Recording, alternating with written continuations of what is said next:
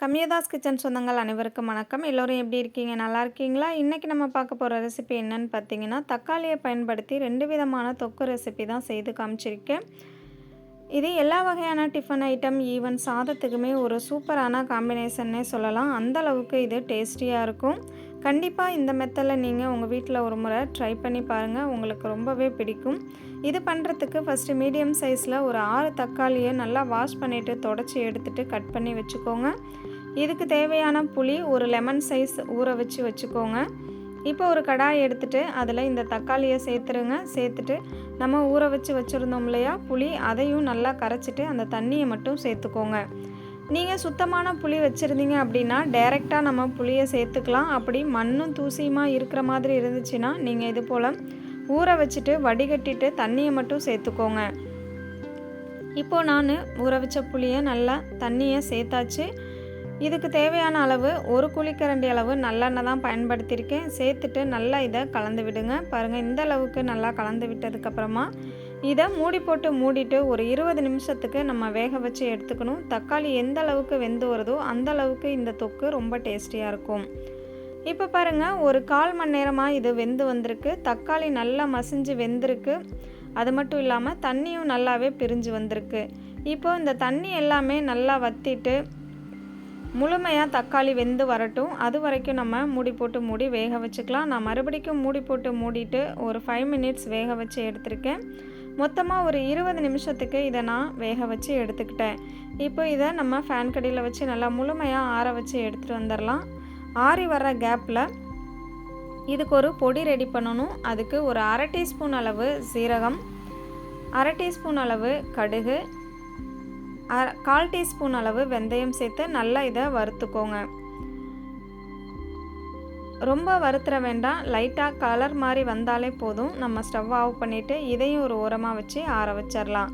வெந்தயம் லைட்டாக செவந்து வந்தாலே போதுமான அளவாக இருக்கும். இப்போ பாருங்கள், வெந்தயம் நமக்கு நல்லா செவந்து வந்திருக்கு. இப்போ இதை நம்ம முழுமையாக ஆற வச்சுட்டு ஒரு மிக்ஸி ஜாருக்கு மாற்றிக்கோங்க. மூடிட்டு ரஃப்பாக அரைச்சி எடுத்துகிட்டு வந்துக்கலாம்.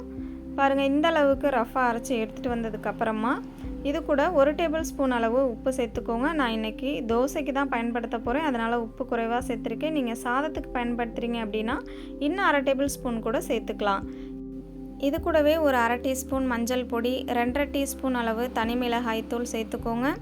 நான் வீட்டிலேயே அரைச்ச மிளகாய் தூள் தான் சேர்த்துருக்கேன். நீங்கள் கடையில் வாங்கின தூளாக இருந்துச்சு அப்படின்னா காரத்துக்கு தகுந்த மாதிரி சேர்த்துக்கோங்க. இப்போ இது கூடவே ஒரு கைப்பிடி அளவு தோல் உரித்த பூண்டும் சேர்த்துட்டு நம்ம ஆல்ரெடி வதக்கி வச்சுருக்கோம்ல தக்காளி புளி தண்ணி, அதையும் நல்லா சேர்த்துட்டு நல்லா ஃபைனாக அரைச்சி எடுத்துகிட்டு வந்துடுங்க. பாருங்கள், இந்த அளவுக்கு அரைச்சி எடுத்துகிட்டு வந்ததுக்கப்புறமா இதில் நம்ம கொஞ்சம் கூட தண்ணி சேர்க்கக்கூடாது.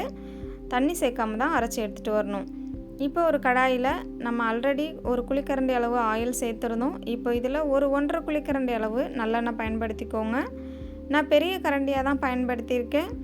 இதுக்கு எந்தளவுக்கு ஆயில் சேர்க்குறோமோ அந்தளவுக்கு ரொம்ப டேஸ்டியாக இருக்கும். அதனால தான் 1/2 கரண்டி அளவு நான் ஆயில் சேர்த்துருக்கேன்.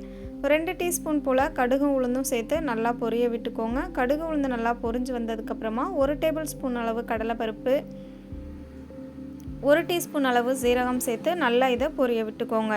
நல்லா பொரிஞ்சு வந்ததுக்கப்புறம் 4 வரமிளகாயை காம்பெல்லாம் நீக்கிட்டு சேர்த்துக்கோங்க.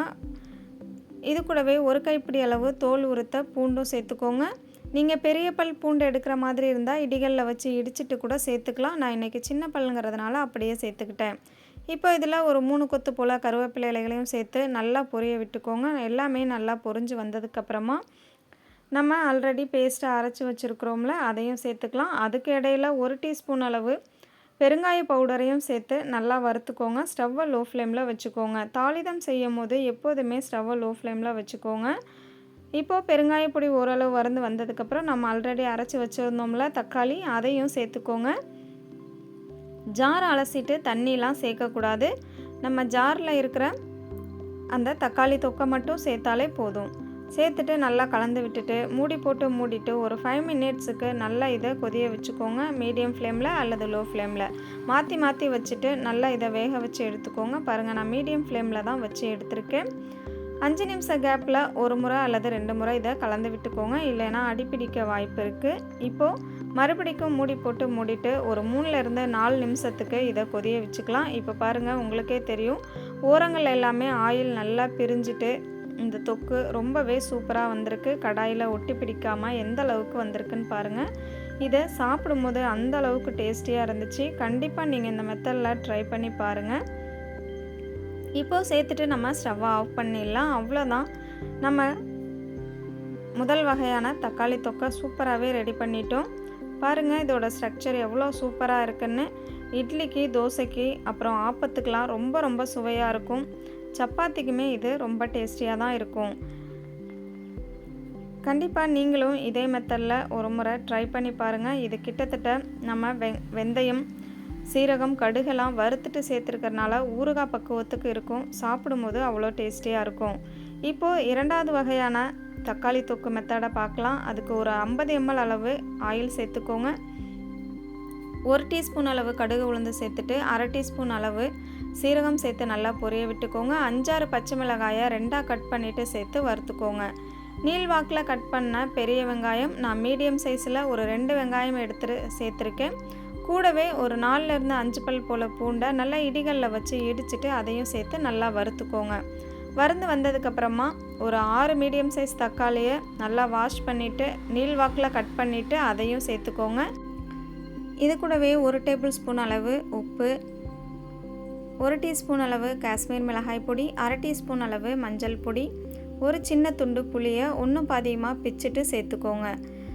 நான் 1 டீஸ்பூன் அளவு காஷ்மீர் மிளகாய் பொடி கலருக்காக தான் சேர்த்துருக்கேன். உங்களுக்கு தேவையில்லைன்னா அதை ஸ்கிப் பண்ணிக்கலாம். நமக்கு காரத்துக்காக பச்சை மிளகாவே போதுமான அளவாக இருக்கும். அப்படி நீங்கள் காரம் அதிகமாக சாப்பிடுவீங்க அப்படின்னா 1/2 டீஸ்பூன் அளவு தனி மிளகாய் தூள் கூட சேர்த்துக்கலாம். இப்போ இதை மூடி போட்டு மூடிட்டு ஒரு 15 மினிட்ஸுக்கு வேக வச்சுக்கோங்க. தக்காளி நல்லா முழுமையாக வெந்து வரட்டும். அதுக்கப்புறமா ஒரு மத்துக்கட்டையோ அல்லது இது போல் கரண்டியவோ பயன்படுத்தி நீங்கள் நல்லா இதை மசிச்சு விட்டுக்கோங்க. தக்காளி நல்லா மசிஞ்சு வரட்டும். அதுக்கப்புறமா மூடி போட்டு மூடிட்டு இன்னும் கொஞ்சம் நேரம் நம்ம வேக வச்சு எடுக்க போகிறோம். பாருங்கள் எந்த அளவுக்கு நான் இதை மசிச்சு எடுத்திருக்கேன்னு நீங்களும் அது போல் மசிச்சு எடுத்துக்கோங்க.